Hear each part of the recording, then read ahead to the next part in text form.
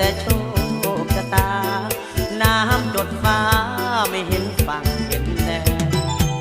ชีวิตเอ๋ยเป็นคือเรือโดนคลื่นหักแล้วจำใจฟื้นคิดไว้แล้วบ่แม่บางมือเว้าเม็ดธรณีโชคบ่ดีนั่งเหงานั่งแค่คนรักหวังแต่งกันเป็นแฟน